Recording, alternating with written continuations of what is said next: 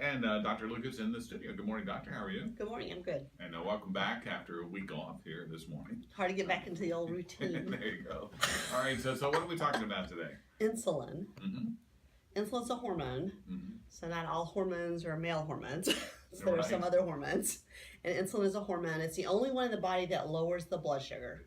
So if you think about the hormones that raise the blood sugar, there's about 5 hormones that raise the blood sugar in the body, but insulin's the only one that lowers the blood sugar, and it lowers it by storing those sugar calories, usually as fat, or storing them in the liver, or storing them in the muscle. So it's a storage hormone, basically. Mm-hmm. It holds on to sugar and keeps it in the body. So are hormones like a series of molecules? I don't know what that exactly is. Hormone is a messenger. So hormone is something that's made by one organ that affects the another organ. That's all a hormone is. Is it carried in the bloodstream? Or? Yes. Yeah. Okay.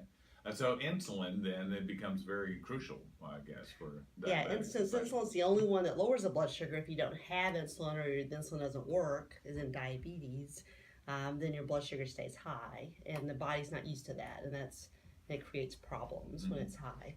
So insulin's made by the islet cells of the pancreas. The islet cells are the pancreas has 2 types of cells. One cell makes enzymes that digest your food, and the other group is the islet cells that make insulin.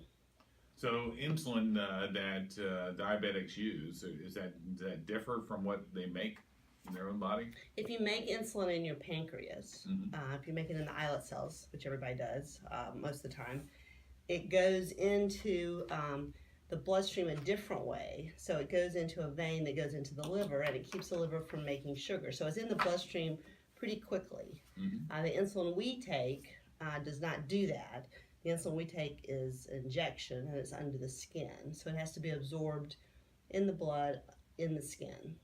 And then goes to where it needs to go. So there's a delayed reaction.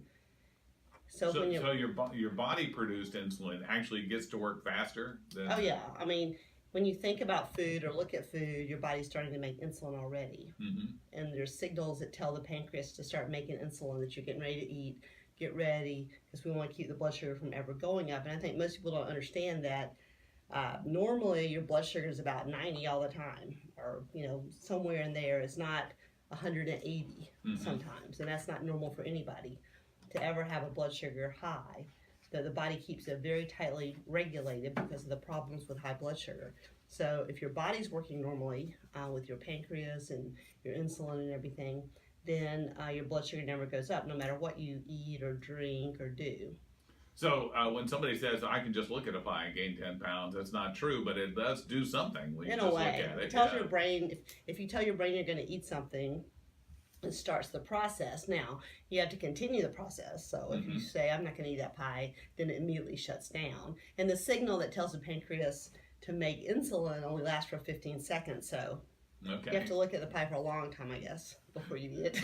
I can see we should have a mental approach here. Should start training yourselves. I'm not going to eat that. Don't look at it. Just don't even look at it. Don't even think about it. So again, the type of insulin, though, that you inject, is that different from what's produced? I mean, what's the source of the insulin that's injected? Well, a long time ago, of course, it was, the insulin's almost 100 years old. In the 1920s, it was introduced. And before that, people didn't have any way of giving themselves insulin if they didn't have insulin. And the first insulins were very short acting. You gave them multiple times a day, but that was so much better, than not having any insulin, where you couldn't eat any carbohydrates at all, and you wasted away and died. So in the 50s, the long-acting insulin came out, NPH, and they put a protein in it that made it longer acting. So you didn't have to inject it, 4 or 5 times a day. You can inject it twice a day. Then the major source of insulin for a long time were cows and pigs. So pancreases of cows and pigs, they got the insulin out of it, and people injected that. And that, well, for a long time, that's what that was. And the synthetic insulin came out, and they made bacteria make it. Now they have yeast making it. So it's just a little production factory where a biological agent makes the insulin. So I'm sure somebody's going to ask, is the natural insulin better than the synthetic? Yes, of course. Mm-hmm. Mainly because of where it's made Mm-hmm. and how it gets into the bloodstream quicker. What they're trying to do now is sort of emulate the pancreas by making. You have two basic types of insulin: long-acting and short-acting. Long-acting is the insulin you make when you don't eat, and the pancreas makes a little bit all the time to keep the liver from releasing sugar into the blood if you don't need it, and just in general keeping the blood sugar down through the night even if you don't eat, because your blood sugar is always fluctuating. So if you have diabetes, you want something that keeps your sugar from going up overnight, and that's what long-acting insulin is. So it started off with NPH. Then we got Lantus later, which is a longer acting insulin than NPH.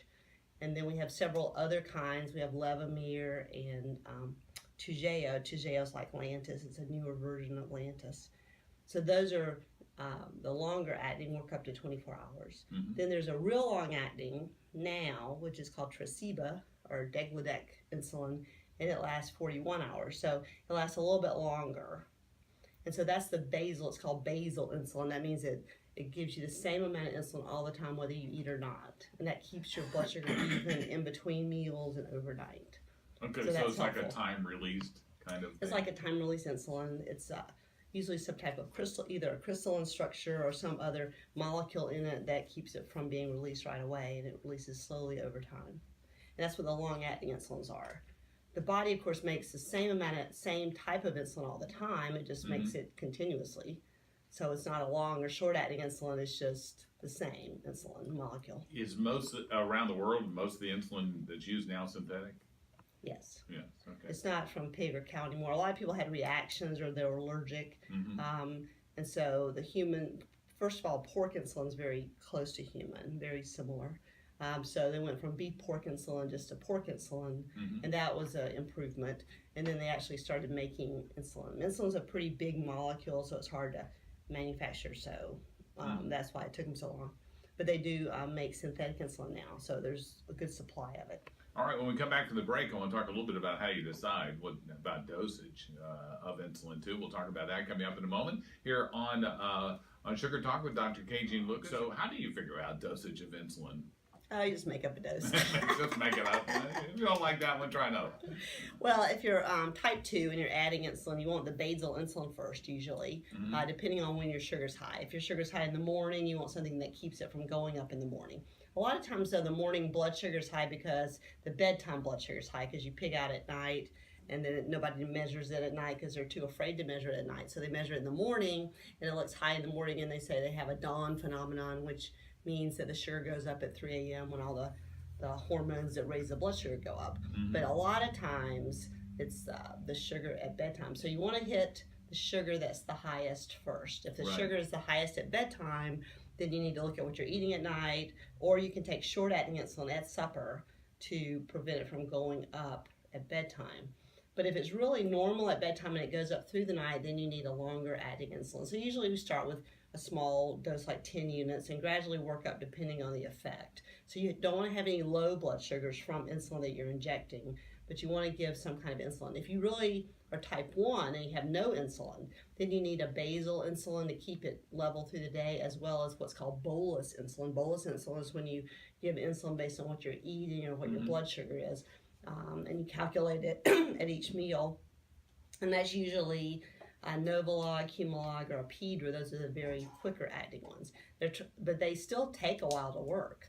So don't give your insulin after you eat because the sugar's already really high, and you're actually working to lower it after it's high. And the idea is to prevent it from going high in the first place. So you want to give the insulin before you eat, hopefully a few minutes before you eat, but most people don't. They give it right before they eat. And that was a problem with the previous acting, short acting, which was regular insulin. Regular insulin took at least 30 minutes to work. So when people just did it right before they ate, then there was a lag. The sugar would go up, and then the insulin finally would work, and there was peaks and valleys through the day.